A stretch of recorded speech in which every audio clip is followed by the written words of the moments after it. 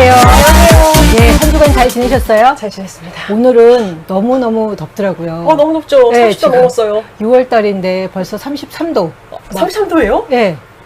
그래서 너무 더워가지고 좀 많이 지친다라고 네. 생각을 했고요. 오늘은 이 선량한 차별주의자라는 책을 함께 나누고 이제 보려고 하는데요. 저는 네. 이 책을 보면서 제목이 참 함께 갈 수 없는 두 가지가 같이 이야기되고 있다. 선량한 차별주의자. 보통 선량하다 그러면요, 선량하다라고 이야기를 하고 차별하는 사람들은 그냥 차별한다라고 얘기를 하는데 이 책에서는 네. 어떻게 보면 좀 모순되는 두 단어가 선량한 차별주의자 이렇게 붙어 있어서 네. 참 희한하다. 근데 어떻게 보면 제목을 잘 지었다라는 생각이 들었어요. 제가 네. 생각을 했을 때. 왜냐하면 우리가 이 사회에 살면서 뭐 제가 차별을 하기도 하고 차별을 당하기도 하고 그런데 그것들이 이제 잘 인지가 안 될 때도 많은데 저는 개인적으로 이 책을 보면서 그러니까 제 자신의 행동에 대해서도 이렇게 좀 다시 한번 돌아보게 되고 안 보이던 것들이 조금 더 이렇게 좀 보이는 효과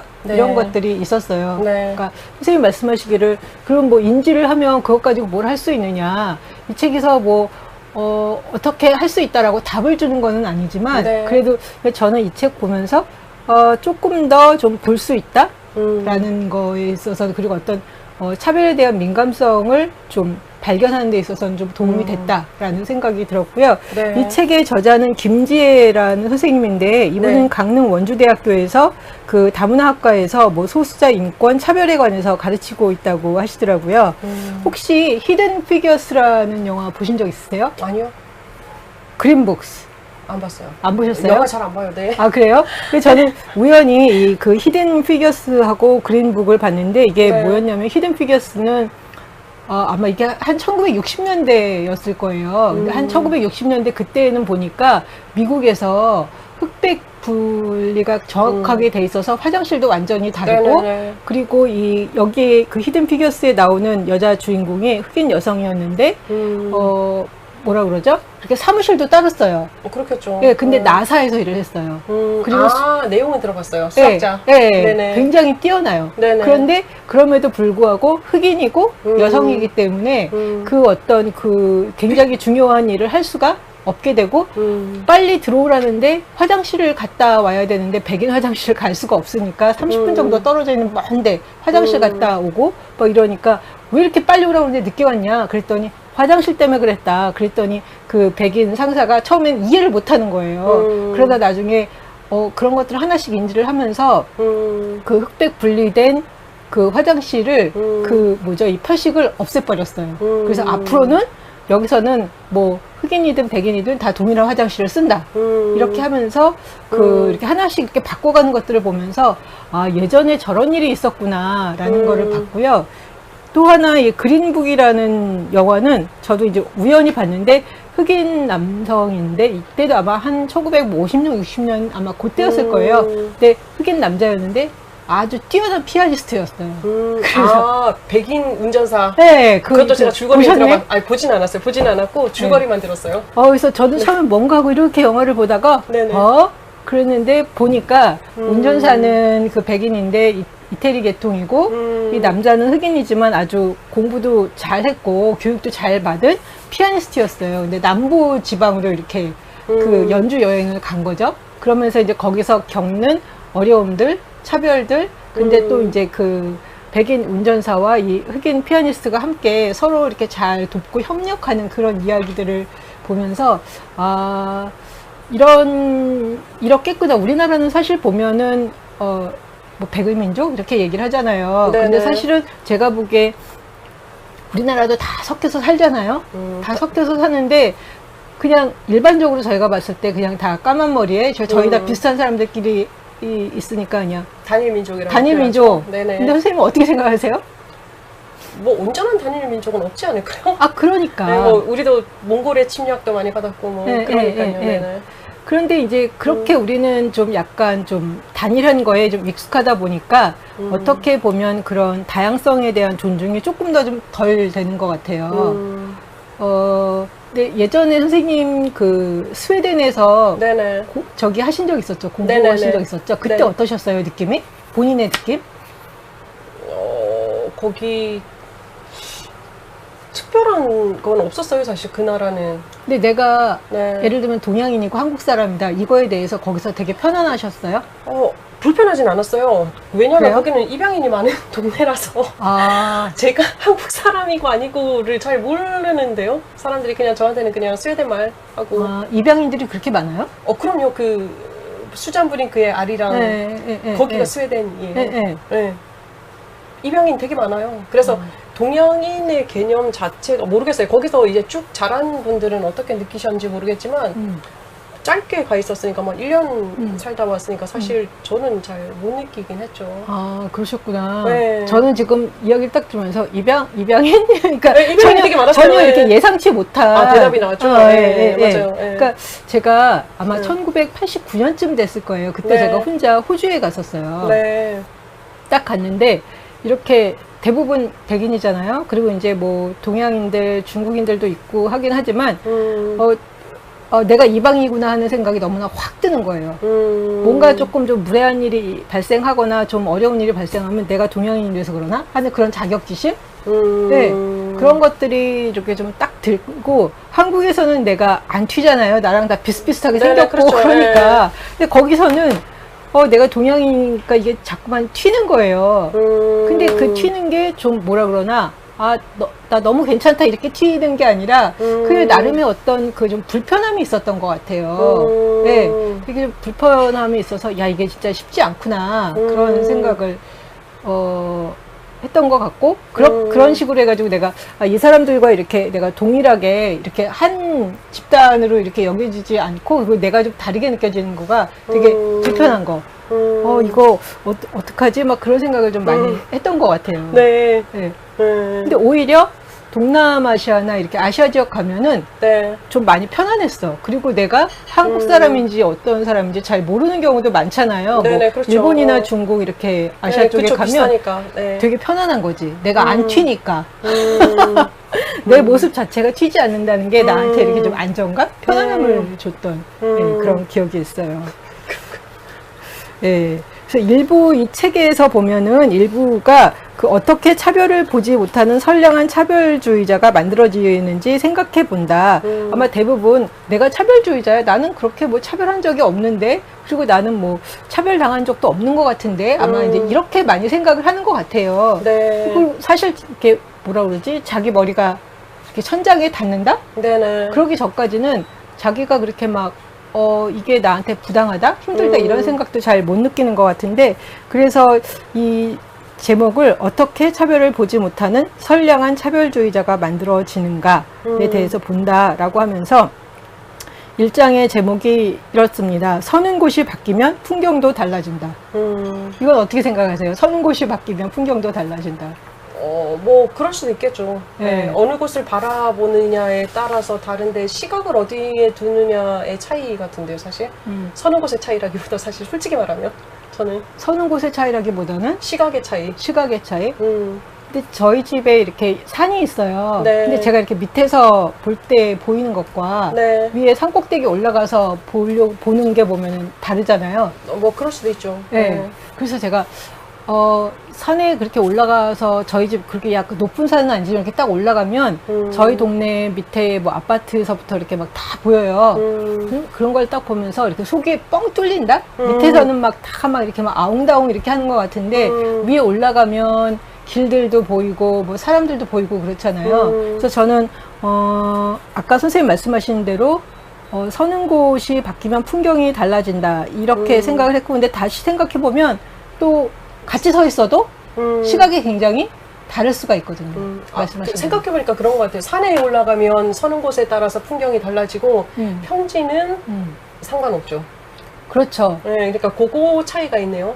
네. 그래서 저는 이제 그 관점에서 서는 곳이 바뀌면 풍경도 달라진다. 근데 말씀하신 대로 서는 곳이 달라지는데 풍경이 안 바뀌어진다고 이제 선생님 말씀 듣다가 네네. 같이 서 있어도 네네. 근데 모든 걸 똑같이 보고 있지는 않거든요. 네, 맞아요. 그래서 저희가 그 두 가지에 대해서 좀 다 생각을 해보는 것이 필요하지 않나라는 생각이 들고요.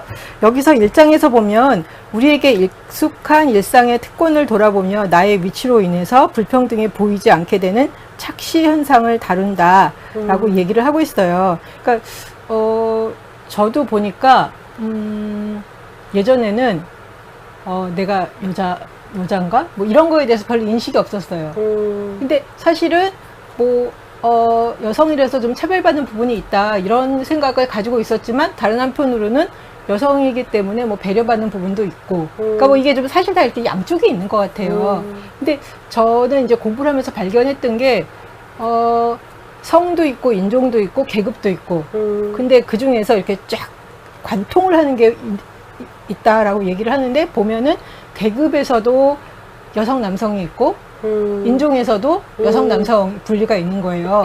네. 그래서 성이 이렇게 여성 남성이라는 이 성을 분리하는 것들이 보면은 계급 인종을 이렇게 관통하고 있구나. 근데 또 그냥 여성이기 때문에만 차별받는다라고 막 또 얘기할 수 없는 게 계급에 따라서도 달라지고 인종에 따라서도 달라지고 그래서 저는 이제 공부를 하면서 약간 그런 생각이 들었어요. 이게 보면은 아까 말씀하신 대로 약간 보는 시각에 따라서 달라질 수도 있고 서 있는 위치에 따라서 달라질 수도 있고 어떤 하나의 그 요소에 의해서 이게 다다라고 얘기하기는 쉽지가 않다. 네. 예, 그런 생각을 좀 해보겠습니다. 여기에서 이런 이야기를 하는데요. 29페이지에서 32페이지에 나오는 얘기인데 특권을 알아차리는 계기는 그 특권이 흔들리는 경험을 할 때이다. 더 이상 주류가 아닌 상황이 될 때, 그래서 전과 달리 불편해질 때 지금까지 누린 특권을 비로소 발견할 수 있다라고 얘기를 해요. 사실은 나는 그게 특권인지 뭐 아닌지 그런 것도 별 생각 없이 그냥 살다가 어느 순간 보니까 그냥 항상 그게 나한테는 당연했었는데 그 당연했던 것들이 어느 순간 더 이상 이렇게 당연하지 않게 되는 때가 있잖아요. 네네. 그때 이거 뭐야? 이게 뭐지? 당연한 게 아니었네. 그래서 그때 그런 상황이 됐을 때 전과 달리 불편해질 때 지금까지 누린 특권을 비로소 발견하게 된다. 그리고 어떻게 보면 특권도 되고 다른 한편으로 보면은 차별도 되고. 네. 그래서 저 같은 경우 그랬던 것 같아요. 한 20대 후반까지 별로 이렇게 뭐 어렵다? 뭐 이런 생각 별로 안 해봤어요. 근데 20대 후반 넘어가고 30대 초반 이렇게 중반 가니까 결혼 안 하면 우리 사회에서 진짜 어려워지더라고요. 이게 내가 더 이상 그들과 함께 이렇게 주류에 서지 못하는 걸 알게 됐어요. 그냥 제가 그랬어요. 나는 가만히 있었다. 그랬더니 어떤 친구가 그렇게 가만히 있으니까 그렇게 뒤로 빠지게 되는 거다. 그러니까 우리나라에 보면은 지금 그래도 좀 많이 좋아졌지만 결혼하지 않은 사람들에 대한 이렇게 좀 차별 같은 것들이 있잖아요. 차별이 있고 이렇게 좀 아웃사이더로 모으는 게 있는데 그래서 제가 그냥 그런 거지. 나는 가만히 있었는데 그랬더니 그렇게 가만히 있으니까 그렇게 되지. 뒤로 물러난다? 네. 네. 그러니까 보통 뭐 딱 정확한 건 아니지만 사람들이 이렇게 많이 결혼하는 나이들이 있잖아요. 네네. 많이들 결혼하고 많이들 아이들 낳고 그냥 그렇게 해서 이렇게 살아가는 어떻게 보면 그 삶의 주기들이 있는데 그 예를 들면 이제 내가 그 삶의 주기에 다른 사람들이랑 동등하게 맞춰서 살아가지 않았을 때 그냥 자연스럽게 그냥 주변부로 밀려나는 거. 선생님 그런 생각 안 해보셨어요? 네. 저는 안 그래요? 해봤어요. 네. 오, 좀 대단하신데? 아니 뭐 주변부고 중심이고를 별로 생각을 잘 안 하고 살아서 사실. 네. 그러셨어요? 네. 어떻게 보면은 되게 편안한 거고. 그렇죠. 네, 네, 네. 근데 저는 그게 그냥 가만히 있었는데 여기서 말하는 대로 어느 순간 이렇게 특권이 사라지는 느낌? 그냥 그게 보였어요. 그러면서 내가 예를 들면 다른 사람들이랑 삶의 주기에 있어서 똑같이 맞춰서 가지 않으니까 그대로 이게 더 이상 예를 들면 뭐 같은 이야기거리, 같은 주제 이런 것들이 점점 사라지면서 그래서 제 주변에도 보면 결혼한 사람들은 결혼한 사람대로 힘들고 싱글로 있는 사람들은 싱글대로 힘들고 그렇죠. 네, 뭐. 근데 이제 같이 함께 이야기를 하다 보면 이게 대화가 잘 안 되는 경우들이 있어요. 왜냐면 서로 자기 이야기들을 하니까. 근데 대부분 싱글들 같은 경우에는 결혼한 사람들이 이렇게 막 이야기를 하면 그냥 그 이야기를 대부분 그냥 듣는 것 같아. 왜냐면 자기 이야기를 하기는 좀 약간 좀 불편한 거죠. 네, 쉽지가 않더라고요. 그렇군요. 상담들 하시면서 싱글들 상담하신 적 있으시죠? 그럼요. 예. 싱글이든 뭐 부부든 많이 오니까. 예. 싱글들이 보통 가장 큰 그 상담 주제? 뭐 딱 일괄적으로 얘기를 할 수는 없지만 뭐 결혼 때문에 고민을 하기보다는 먹고 사는 거 고민을 많이 하죠, 요즘에는. 그래서 사실 잘 모르겠고, 그런 거는 부부들은 부부 문제가 많으니까 많이 오는 경우가 있고. 싱글들은 먹고 사는 거? 네, 그렇죠. 장래 뭐 그런 거. 네. 그래서 그럼 먹고 사는 것 때문에 어떻게 했으면 좋겠다 뭐 이런 얘기 아니에요? 뭐 고민을 하는 거죠. 먹고 사는 거 이제 뭐 경제적인 부분은 어떻게 책임을 져야 될 것인가, 뭐 제2의 뭐 직업은 어떻게 해야 될 것인가, 뭐 이런 부분에 대한 부분이 있죠. 그러니까 이게 아마 나이 때마다 다르긴 하겠죠. 다를 것 같긴 한데 저도 보면 모르겠어요. 결혼한 사람들은 뭐 말씀하신 대로 뭐 부부관계, 뭐 경제적인 자녀일이 거, 자녀 많고, 문제 뭐 네네. 이런 거일 텐데 싱글들은 또 보면은 사람들이 보통 생각하기에는 아마 결혼 때문에 엄청 스트레스를 많이 받을 거다. 요즘에 결혼 안 하는 사람이 되게 많아가지고요, 생각보다. 그렇죠. 근데 결혼 때문에 그러니까 그냥 그렇게 많이 생각들을 하시는데 아까 지금 말씀하신 대로 뭐 먹고 살지? 이게 저는 그리고 더 큰 것 같다라는 생각이 들거든요. 여가 어떻게 보낼까 뭐 이런 얘기 뭐. 예. 예전에는 여성들이 결혼하는 가장 큰 이유 중에 하나가 생계. 아, 진짜요? 진짜예요. 모르셨어요? 몰랐어요. 맞다니까요. 네. 그래서 제가 예전에 이렇게 아는 분들 보면은 뭐라고 하냐면 내가 혼자 살 자신, 내가 내 삶을 책임질 수 있을 만큼 내가 자신 있었으면 결혼 안 했다라고 하시는 분들이 되게 많았어요. 60대 이상이 아니신데도 지금 선생님 나이 때도 그렇게 얘기를 해요. 자신이 없었다라고 해서 저는 그렇게 얘기를 했지. 왜 그냥 뭐래도 하면은 어떻게라도 살 수 있지 않을까요? 그랬는데 그 자신이 없대요. 신기하네요. 생각보다 많아요. 그래서 저도 되게 이상하다고 생각을 했고, 제가 가장 잘 아는 친구는 집에서 독립하기 위해서 결혼을 했다는 거예요. 그런 사람들은 많죠. 근데 전 그것도 이해가 안 갔어. 그냥 돈 벌면 독립해서 집 따로 얻어가지고 살면 되지. 독립하기 위해서 결혼을 꼭 해야 되냐? 내가 그랬어. 좋은 사람 만나서 결혼한다 그러면 내가 이해가 가는데 집에서 나오고 싶어서 결혼을 했다는 거야. 저는 그건 되게 저는 약간 안 내보내 주시니까 부모님들이. 돈을 벌어도 뭐 혼자서는 안 돼, 이런 가정들이 생각보다 많아서 그래서 결혼하는 케이스들은 저도 많이 들어봤어요. 그래도 아마 전 들은 척도 안 했을 것 같아요. 그래도 나갔을 것 같아. 그렇죠. 네. 선생님이. 그러니까 이제 제 입장에서 봤을 때는 아니 집에서 나가기 위해서 결혼을 한다고? 막 그런데 말씀하신 대로 그런 케이스는 많아요. 안 내보내줘서 안 독립을 못하니까. 여기에 그런 이야기가 있어요. 33, 34페이지에 누구의 삶이 더 힘드냐 하는 논쟁은 결론을 내리기가 어렵다. 모두가 다 똑같이 힘들다는 말도 근데 맞지는 않다. 그보다는 서로 다르게 힘들다. 불평등한 구조에서 기회와 권리가 다르게 분배되고 그래서 다르게 힘들다.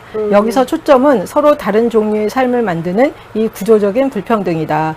나와 너를 다르게 힘들게 만드는 이 불평등에 대해서 이야기하자.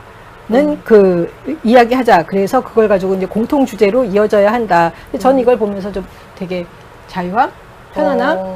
왜냐하면, 뭐 사람들한테 물어보면 다 힘들다고 그러잖아요. 그렇죠. 뭐 안 힘든다는 분은 없죠. 다 힘들다고 그래요. 근데 내박 이야기들을 보면 다 달라. 그렇잖아요. 그런데 각 사람은 자기가 느낄 때는 누가 가장 힘들다? 내가 가장 힘들다. 그렇게 생각을 하잖아요. 근데 정말 각기 다른 문제로 힘이 드는데 그때 이게 그 초점이 서로 다른 종류의 삶을 만드는 이 구조적 불평등이 있고 나와 너를 다르게 힘들게 만드는 그 불평등에 대해서도 이야기하는 것이 필요하다. 그러니까 그거는 굉장히 중요한 것 같아요. 일괄적으로 어떤 하나의 문제가 모든 사람을 다 똑같이 힘들게 만들지는 않는다.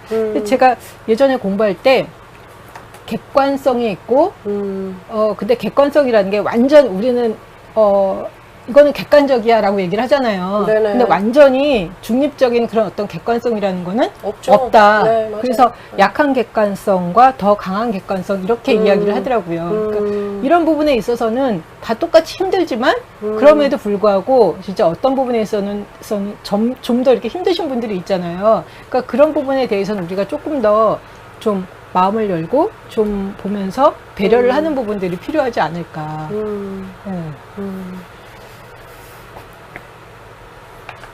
36페이지 제가 조금 읽어볼게요.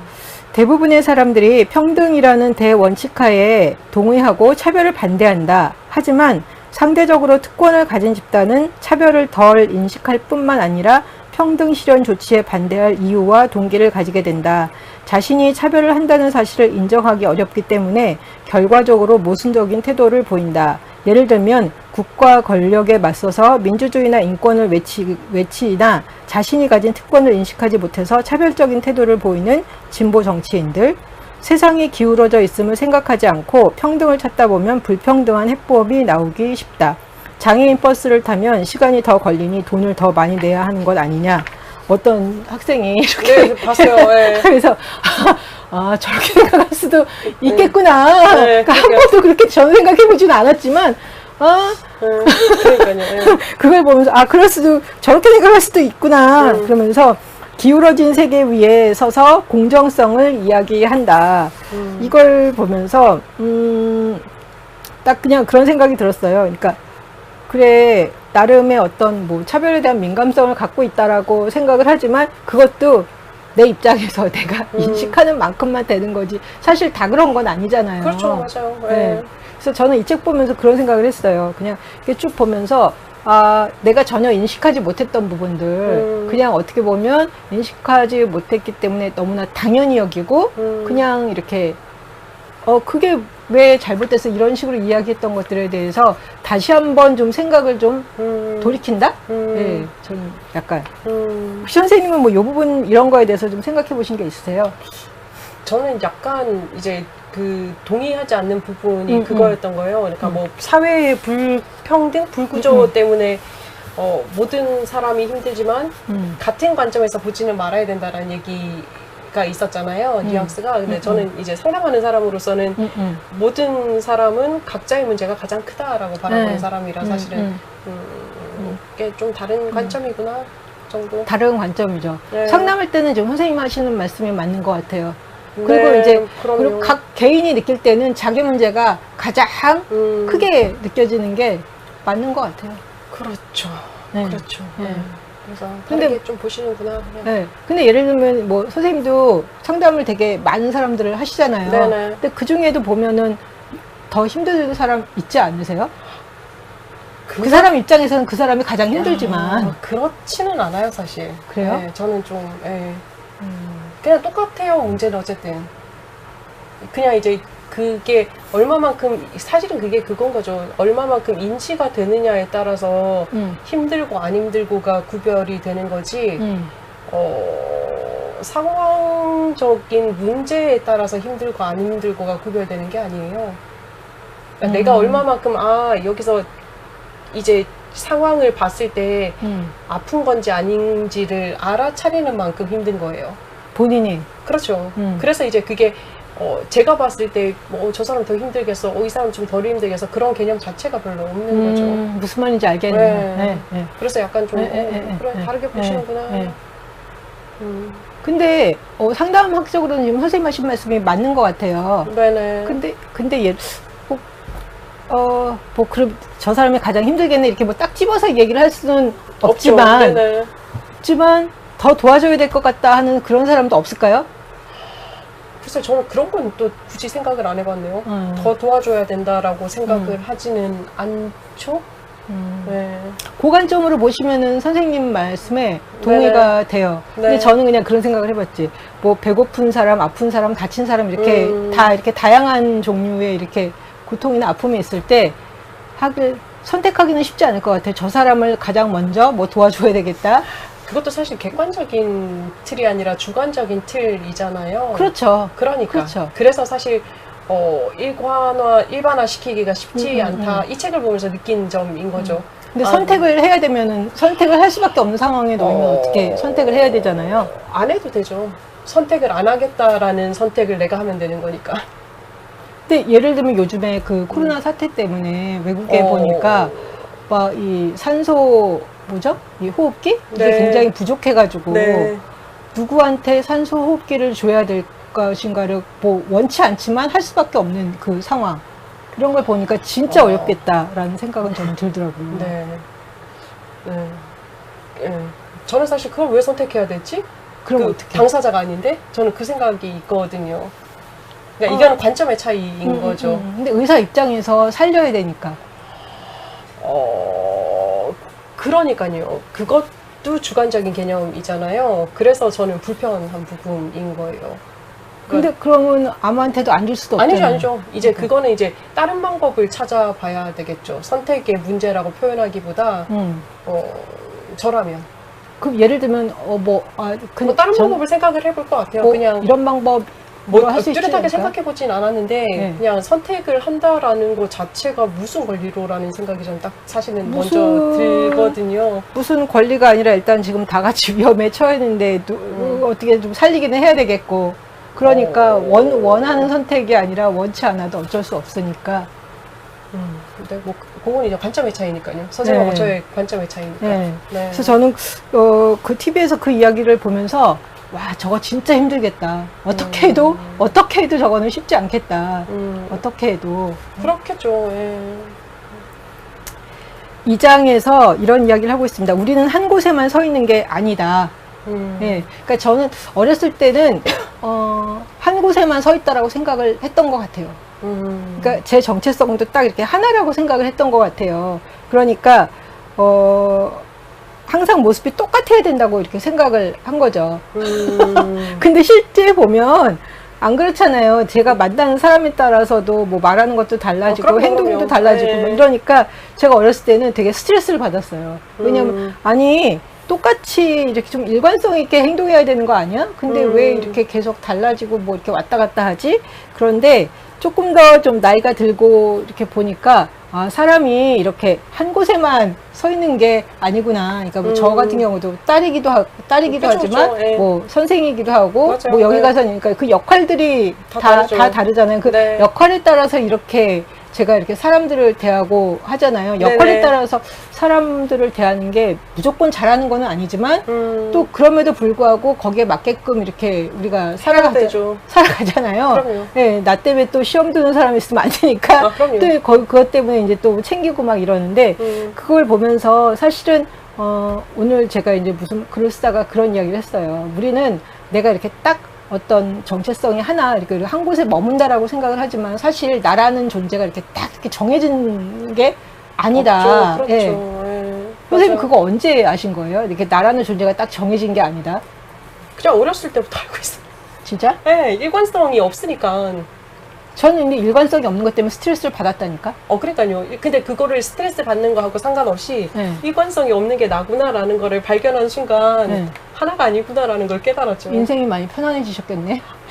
인생이 편안하진 않죠. 그걸 발견했다고 해서. 그냥, 아, 그렇구나. 그러고 살아가야 되는 부분인 거잖아요. 근데 조금 더 전 편해졌을 것 같아요. 그렇진 않죠. 좀 이제 맞춰가려고 조금 더 노력했죠. 아. 비슷하게 맞춰가려고. 네. 그러시구나. 음. 네. 많이 다르죠. 네? 많이 다르죠. 선생님하고. 그렇죠. 네. 저는 내가 그렇게 일관성이 없다라는 것 자체에 굉장히 스트레스를 받았었으니까 이렇게 사실은 뭐 정체성도 여러 가지고 나라는 게 이렇게 하나를 이렇게 딱 고정된 게 아니구나라는 걸 발견하는 순간 되게 편안해졌어요. 아, 네, 스트레스를 받으셨으니까 편안하셨겠죠. 네, 네. 네, 네, 맞아요. 네. 그럴 수도 있어요. 예. 그래서 여기서 2장에서 유동적이고 서로 교차하는 경계로 구분된 집단에 따라 사람들이 서로 차별하고 또 차별을 받는 현상을 살핀다.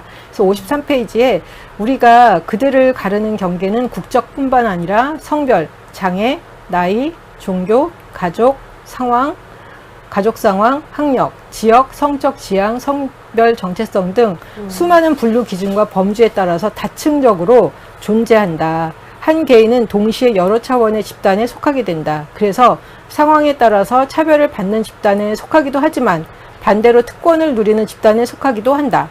때로는 차별을 받는 여러 집단에 속해 있어서 한꺼번에 복합적으로 차별을 받기도 한다. 이 다중성을 생각해야 비로소 내가 차별을 받기도 하지만 차별을 할 수도 있음을 발견한다. 여성으로서 차별받는다고 해서 모든 측면에서 약자인 것은 아니다. 사회 경제적 불평등으로 생활이 어렵다고 해서 항상 약자의 위치에 있는 것은 아니다. 누군가는 여러 가지 이유로 중첩된 차별을 겪고 있고 그래서 차별받는 집단 속에서 더 차별을 받기도 한다. 차별은 두 집을 비교하는 두 집단을 비교하는 이분법을 보이지만 그 이분법을 여러 차원에서 중첩시켜 입체적으로 보아야 차별의 현실을 조금 더 이해할 수 있다 하면서 여기에 그 제주 난민 얘기를 난민들 이거 보면서 원래 사람은 그렇지라는 생각을 네.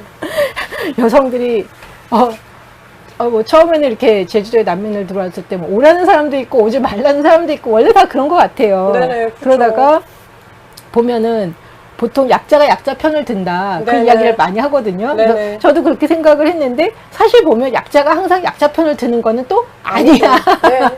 근데 이 제주 난민 얘기를 보면서 여기서는 그렇게 비유를 했더라고요. 여성도 약자이고 난민도 약자인데 그 제주도 여성들이 그 난민 편을 들지 않더라. 네. 그때는 갑자기 한국인이란 정체성으로 국민으로 이렇게 한다. 그래서 내가 그걸 딱 보면서 원래 사람은 그런 것 같아. 그렇죠. 맞아요. 이게 참 쉽지는 않을 것 같아. 근데 제가 듣기로는 모슬렘 같은 경우에는 예를 들면 강간을 하거나 그러면 사형이라고 네, 들었거든요. 맞아요. 태형, 사형. 네. 그러니까 사실 그 부분에 있어서는 보면은 엄격하죠. 네, 그러니까 여성들이 두려워할 필요는 없지 않았나라는 생각이 드는 거예요. 그렇죠. 네. 그러니까 제주도 분들이 만약에 그 모슬림의 그 규율 중에 그렇게 강간하면은 뭐 사형 뭐 이런 것들을 알았으면 그 사람들이 그것도 자기 나라도 아닌 다른 나라의 난민으로 와가지고 하겠냐. 그걸 알면 그렇게 두려워하고 무서워하실 필요는 없지 않았을까. 근데 그거를 이제 이유 중에 하나로 들어서 굉장히 이렇게 반대하는 걸 보면서 약간 좀 그건 어떻게 보면 하나의 이유가 아니었을까. 이유가 아니었을까. 그러니까요. 그 일부 다처제 때문에 그러셨겠죠, 뭐. 그러니까 일부 다처제? 무슬림 그렇잖아요. 일부 다처제잖아요. 강간은 사형인데 일부 다처제는 하네요. 그렇죠. 그러네. 강간하고 다처제하고는 좀 차이가 있죠. 그러니까. 인 거니까요. 네. 그거를 오해하신 거겠죠. 일부 다처제니까 아무 여자나 이렇게 생각했을 수도 있겠죠. 그랬을까요? 뭐 그 느낌이 아닐까요? 아니면 뭐 흑인에 대한 편견일 수도 있겠죠. 예멘 분들이 까마시잖아요. 외부인에 대한 두려움, 뭐 불편함, 뭐 그런 것도 있었을 것 같아요. 백인이 왔었다면 안 그랬겠죠. 백인이 왔으면 안 그랬을 거다. 그렇겠네요. 그리고 난민으로 오는 게 아니었으면. 그렇죠. 난민으로 왔다 쳐도 만약에 백인이었다면 그랬을까? 그런 얘기는 좀 많이 하기는 하잖아요. 우리나라에서 전체적으로 우리도 색깔로 분류한다. 그렇죠. 우리나라도 인종차별 되게 심하지. 엄청 심하죠. 사실 우리는 단일 민족이니까요. 그리고 다른 나라 사람들에 대한 차별도 되게 심하죠. 많이 심하죠. 네. 그러니까. 그러니까 엊그제도 이렇게 TV 얼핏 보니까 미국의 그 조지 플로이드 사건을 통해서 야 미국만 하지 말고 우리나라 안에서 다른 나라 사람 차별하는 것도 이번 기회를 통해서 돌아보고 반성하고 자성해야 된다. 좀 그렇죠. 그렇죠. 네. 그래서 이걸 통해서 예를 들면 이제 그런 사건들을 통해서 우리 자신을 좀 돌아보는 것들이 필요한 것 같아요. 뭐 저거는 남의 나라에서 일어나서 남의 나라만 저렇게 하는 거가 아니라 그게 어떻게 보면 기본적으로 사람이잖아요. 맞아요. 네. 사람이라서 뭐 인종도 다르고 국적도 다르지만 그런 일들이 전혀 뭐 우리가 사는 사회에서는 안 일어난다 이렇게 얘기할 수는 없잖아요. 맞죠. 맞아요. 그래서 그런 걸 보면은 저희가 이렇게 한번 반면 교사 삼아서 우리 안에도 이런 부분이 있는데 뜨끔 하잖아요. 네, 뜨끔 안 하시고 그냥 역시 미국 이런 거 있는 것 같은데 잘 모르겠지만 어쨌든 그런 느낌인데 저는. 근데 TV에 이제 우리나라 사람들이 우리나라 안에 있는 뭐 이렇게 다문화 가족들 그다음에 외국인들 차별하는 거 이런 거 이번 기회에 돌아봐야 된다면서 같이 어떤 이렇게 피켓 시위들을 하는 걸 보면서 그나마 다행이다라는 생각이 들었어요. 피켓 시위가 있군요. 네. 3장에 보면 새는 새장을 보지 못한다라는 이야기를 하고 있어요. 그래서 구조적 차별에 둘러싸인 사회에서 차별을 받는 사람들조차 그 질서에 맞추어 생각하고 행동함으로써 불평등을 유지시키게 되는 아이러니를 이야기하고 있다. 그러면서 구조적 차별은 우리 감각으로는 자연스러운 일상뿐이다. 그냥 이게 차별이다 그런 게 아니라 원래 그래 왔어. 왜 우리가 보면 왜 그런 것들 있잖아요. 자연스러운 일상이다. 그래서 인식하기가 어렵다. 노예제 시대에 노예를 자연스럽게 여겼고 여성에게 투표권이 없는 시대에 그것을 당연하게 생각했다. 억압받는 사람은 체계적으로 작동하는 사회 구조를 보지 못하고 자신의 불행이 일시적이거나 우연한 문제라고 생각한다. 그래서 차별과 싸우기보다는 어쩔 수 없다면서 감수한다. 유리한 지위에 있다면 억압을 느낄 기회가 더 적고 시야는 더 제한된다. 차별이 있다고 말하는 사람을 이해하지 못하고 예민하다, 불평한다. 특권을 누리려고 한다면 상대에게 그 비난을 돌리곤 한다. 그래서 의심이 필요하다. 세상은 정말 평등한가? 내 삶은 정말 차별과 상관없는가? 시야를 확장하기 위한 성찰은 모든 사람에게 필요하다. 내가 보지 못하는 무언가를 지적해주는 누군가가 있다면 내 시야가 미치지 못하는 사각지대를 발견할 기회이다. 그 성찰의 시간이 없다면 우리는 그저 자연스러워 보이는 사회 질서를 무의식적으로 따라가며 차별에 가담하게 될 것이다. 모든 일이 그러하듯이 평등도 저절로 오지 않는다. 예. 보면 저희가 그냥 원래 그래 왔는데 뭐 관행이다 이야기 되는 것도 있고 여성 남성 차별하는 것도 그렇고 노예 시대에 그냥 노예를 자연스럽게 여기는 거 그거 원래 당연한 거 아니야. 그래서 만약에 그냥 그 순응한 거 아무도 문제 제기하지 않으면 그냥 계속 그것들이 이렇게 반복되는 것들.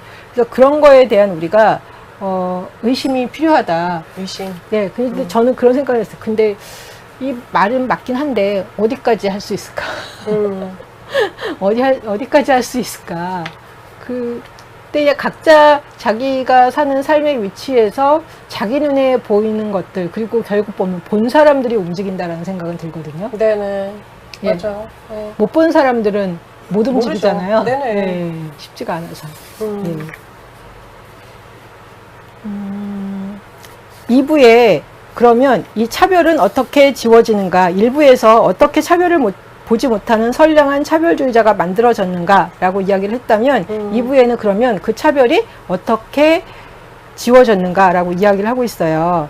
그러면서 차별이 어떻게 지워지며 어떻게 정당한 차별로 위장되는지 살펴본다. 여기에 그래서 이제 그 2부에 이런 이야기들이 나와요. 흑인 분장을 둘러싼 분장한 거를 둘러싼 논쟁에서 시작해서 누군가를 비하하는 유머나 농담의 효과에 대해서 살펴본다. 그 다음에 비정규직에 대한 차별과 같이 어떤 차별은 공정하다고 생각하는 능력주의 신념을 해체한다. 또 대중시설에서 외국인을 거부하고 분리하는 등 누군가를 배제하고 분리하면서 이를 정당화하는 현실. 퀴어 문어 축제와 같이 가시화된 소수자를 대하는 대중의 태도를 통해서 공공의 공간은 과연 누구의 것인가 하는 질문을 던지고 있다. 근데 저는 여기서 그 편향된 능력주의라는 게 있어요. 네네. 인턴한테만 햄이 아니라 딴 거 준 거죠. 그리고 이제 우리가 일할 때도 능력대로 내가 네네. 너희를 평가하겠다. 네. 그런데 그 능력이 도대체 무엇을 기준으로 능력을 이야기하고 있느냐.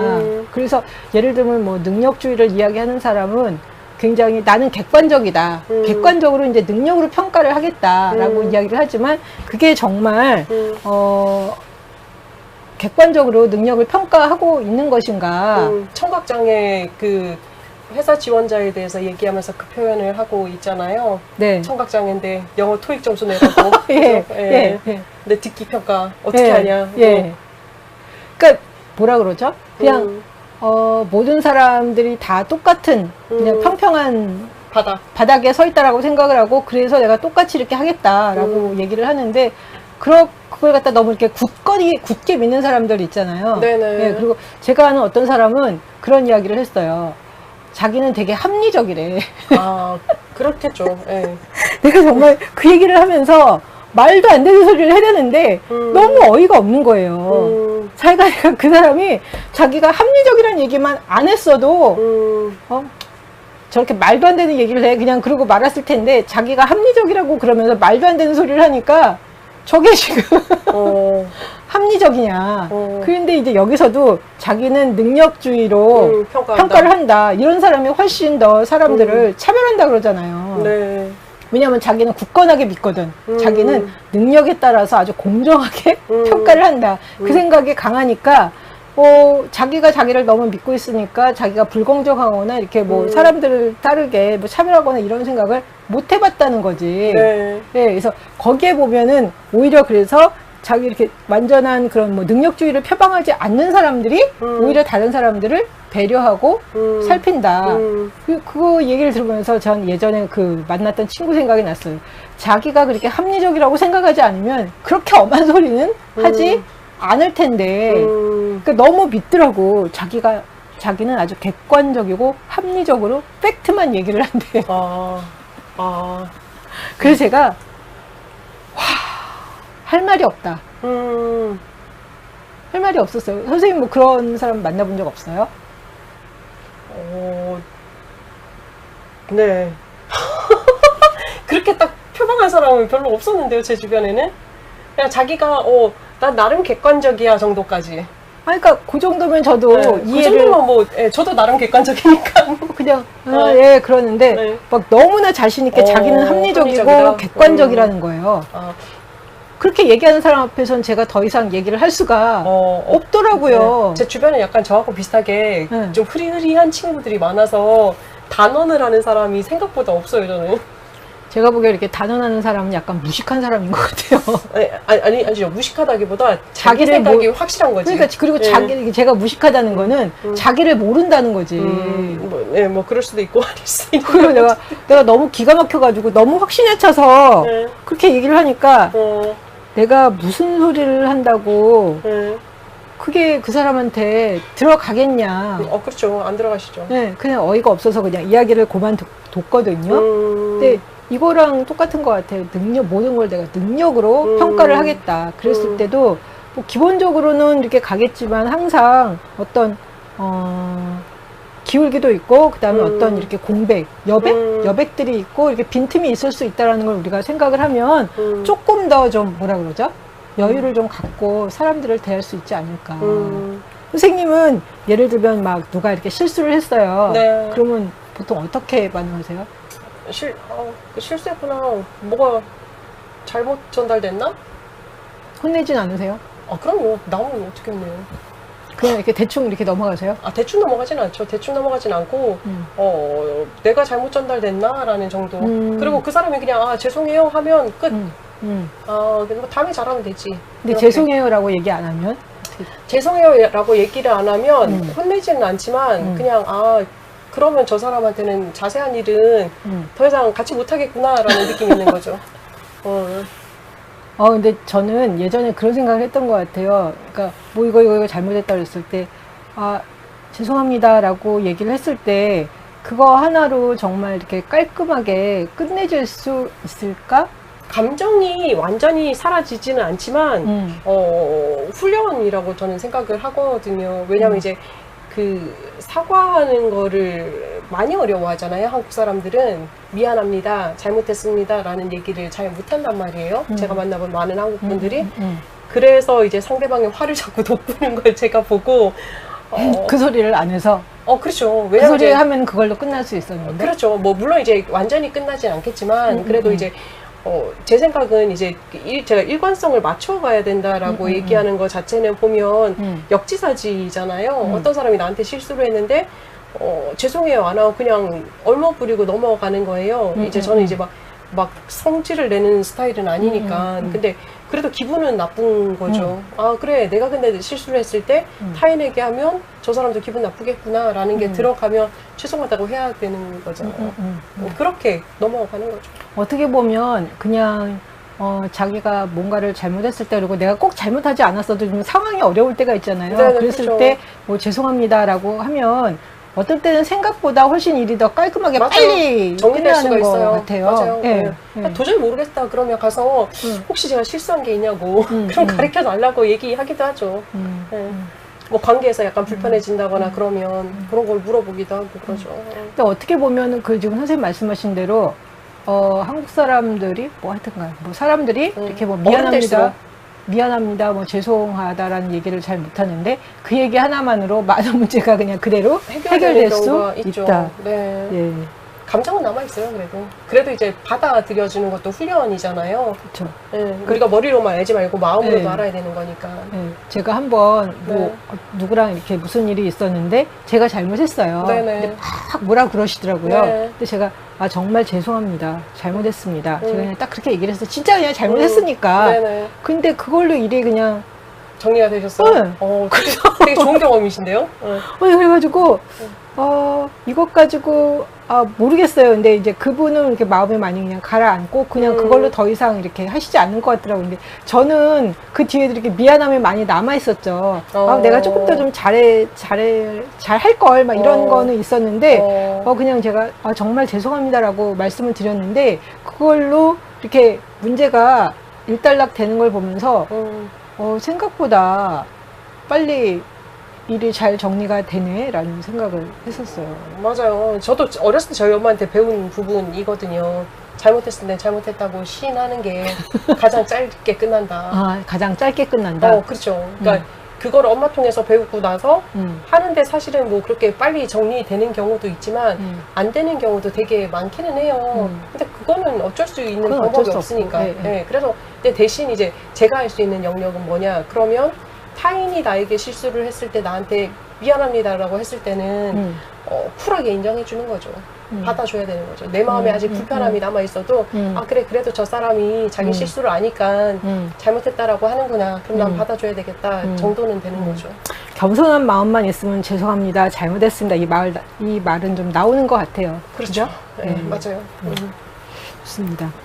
3부에 차별에 대응하는 우리의 자세를 이야기한다. 아까 이제 1부에서는 선량한 차별주의자가 어떻게 탄생하는가. 사실은 잘 인지가 안 돼서, 그리고 그냥 너무너무 관행, 그리고 뭐 당연했기 때문에, 그리고 자기가 서 있는 그 삶의 자리에서 보지 못한 것들, 이런 것들이 있다면, 그런 것들을 인지하고, 2부에서는 그러면 그 차별은 어떻게 지워지는가, 그리고 어떻게 정당한 차별로 위장되는가. 근데 그것도 뭐 아까 저희가 이 방송 시작하기 전에 얘기했지만 많은 차별들이 있고 많은 어려움이 있는데 그걸 일일이 다 뒤져가지고 다 차별이네 잘못했네 이렇게 막 다 끄잡고 가는 건 쉽지는 않은 것 같아요. 왜냐하면 맞아요. 하나로 이렇게 딱 무자르듯 정리되는 게 아니니까. 네, 맞아요. 예.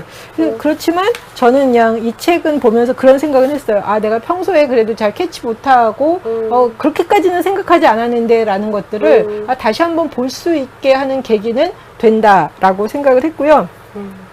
3부에서는 차별에 대응하는 우리의 자세에 대해서 이야기를 해요.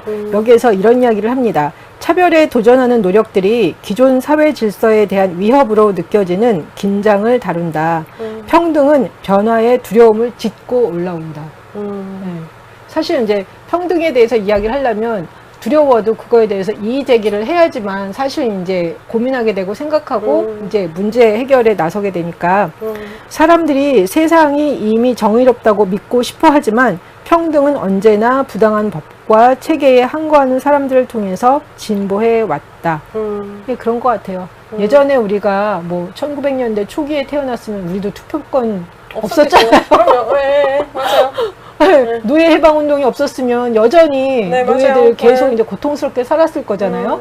그리고 그런 거 보면 그렇게 불평등을 인식하고 그거에 대해서 그냥 이렇게 순응하고 사는 게 아니라 인지하고 그거에 도전하고 항거함으로 말미암아 이렇게 조금 더 자유로운 세상을 만드는 거. 이것들은 꼭 필요하다라는 생각이 들고 저는 이번에 그 미국의 조지 플로이드 사건을 보면서 미국의 경찰이 그렇게 무서운 건지 몰랐어. 나는 우리나라 경찰만 생각을 했으니까 우리나라 경찰들도 무서운 사람들은 무섭겠죠. 맞아요. 예. 그래도 우리나라 경찰은 보면 막 시민들이 뭐라 그러면 절절 베는 경찰들 많이 있잖아요. 그러니까 가끔마다 TV에서 뭐 미국 경찰들이 뭐 사람을 뭐 총을 쏘고 뭐 해서 저게 그러니까 우리나라 경찰과 미국 경찰에 대해서 전혀 이렇게 이해가 없었던 것 같아요. 그러다가 이번 그 경찰이 그렇게 사람을 그리고 어떻게 저렇게 잔인한 것들을 사람들 진압하기 위해서 그것도 이렇게 훈련을 시키는가 목 누르기 훈련도 시킨다고 그러더라고요. 네네. 그래서 와 총을 쏘잖아요 거기는. 아니 총을 쏴도 그렇게 사람을 진압하는데 목 누르기 하고 그건 너무 잔인한 방법이잖아요. 근데 지금까지 그런 일들로 보니까 몇백 명이 뭐 막 이렇게 뭐 죽고 맞아요. 그다음에 네. 의식불명의 사태가 일어나고 그럼에도 불구하고 그냥 그거에 대한 항거가 조금 일어났다가 가라앉고 그 공권력이 워낙 강하게 네, 이야기가 맞아요. 되니까 올라갔다가 내려오고 그래서 저는 아니 미국에서 그렇게 인권을 중요시하면서 어떻게 아만 공권력이 중요해도 저렇게 사람한테 막무가내로 뭐 반항하면은 모르겠지만 반항을 한 것도 아닌데 저렇게 할 수 있었을까. 그래서 이번에는 미국에서 좀 많은 주들이 보니까 목 누르기 금지, 그다음에 맞아요. 그 절대 그래서 변하기 시작하더라고요. 그래서 그거는 진짜 없어져야 되는 거다. 이건 정말 악한 거다. 그리고 막 그걸 하는 사람도 워낙 그렇게 그게 익숙하니까 자기가 그거에 대해서 인지를 못 하잖아요. 맞아요. 네. 그걸 보면서 이번 기회가 정말 그 한 사람의 어떤 희생, 그걸 그다음에 이제 그냥 더 이상 간과하지 않고 너무나 많은 사람들이 이번에 보면 흑인들 뿐만 아니라 뭐 맞아요. 동양인도 맞아요. 백인들도 다 일어났잖아요. 네. 왜냐하면 자기가 공권력에 반응하다 나도 이렇게 될 수 있다. 나도 저렇게 위험한 순간에 처할 수 있다는 거를 인지를 하고 많은 사람들이 한 거를 하고 그거를 통해서 이렇게 바꿔가는 것들. 그래서 그걸 보면서 정말 그나마 좀 다행이다. 이 책에서도 이런 이야기를 해요. 아무런 저항 없이 평등이 진보한 역사는 없다. 맞아요. 네. 네. 하지만 누군가는 자신의 위치나 지위에 관계없이 정의의 편에 섰고 소수자에게 연대의 손을 내밀었다. 결국 우리 모두 여기선 이렇게 얘기해요. 우리 모두 소수자이다. 우리는 연결될수록 강하다라는 정신이 세상을 변화시켜 왔다. 네.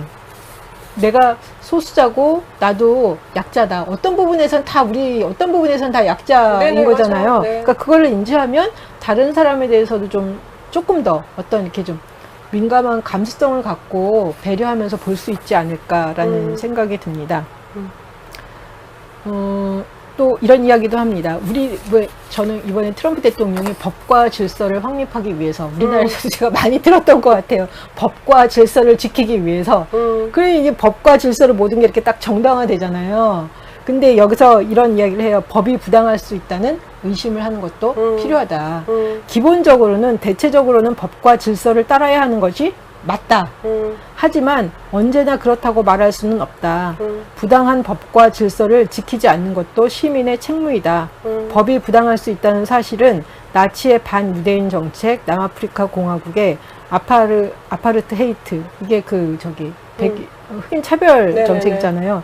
그런 법을 통해서 부정의한 사회 질서가 만들어지고 집행된 경험을 통해서 볼 수 있다. 근데 저는 이걸 보면서 그런 생각을 했어요. 기본적으로 다 함께 공동체 생활을 하니까 법과 질서를 지켜야 되는데 사실 법과 질서는 모든 사람들이 행복하게 평화롭게 살기 위한 어떤 공통된 약속으로 이렇게 존재를 해야 되는데 이게 사람들을 차별하고 억압하는 그런 법이 있다면 그거에 대해서 순응하는 것이 아니라 이거에 대해서 우리가 도전하고 정말 더 이렇게 사람답게 사는 그런 세상을 위해서 바꿔나가는 것들이 필요하다. 네. 그래서 이런 측면에서 이 선량한 차별주의자 이 책이 저한테는 그냥 이렇게 부담 없이 뭐 막 공부해야 되는 책 아니고 한번 그냥 쭉 읽어가면서 이런 부분이 있었네. 나도 다른 사람들한테 참 이렇게 별 생각 없이 이렇게 관행 아니면 원래 그런 거 아니야? 이렇게 생각하면서 이렇게 차별하는 것들을 그냥 이렇게 정당화했던 것들에 대해서 조금 더 생각해 보게 하는 시간들을 가진 것 같아요.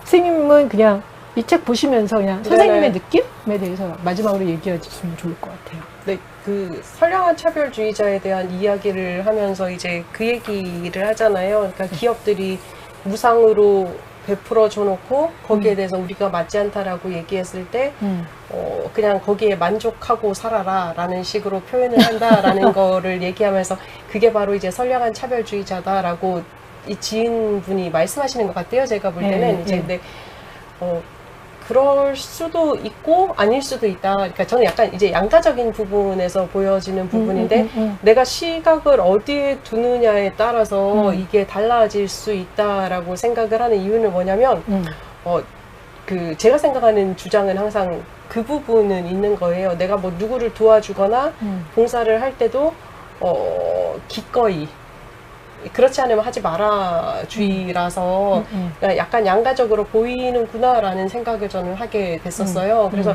이 책 자체가 조금 한쪽만 많이 얘기를 하고 있는 것 같은 느낌이 저한테는 개별적으로 좀 들었던 부분도 있었었고요. 근데 이제 그 표지는 되게 이쁘다. 그림 말고 색깔 자체는 되게 이쁘게 그려 놓으셨네 라는 생각을 하게 되었죠. 그래서 이 책을 통해서 그냥 저희가 다시 한번 이렇게 내 삶, 그 다음에 이제 나의 머릿속에 뭐 들었나? 이런 것들을 이렇게 한번 돌아볼 수 있는 좋은 기회가 된 것 같습니다. 네. 예. 오늘 저희 방송은 여기까지 하고요. 다음 주에 할 책 제목, 선생님. 우리의 하나님 이미지 치유하기. 예. 라는 제목으로 저희가 이 시간에 함께 나누겠습니다. 감사합니다. 건강 조심하세요. 너무 더워요.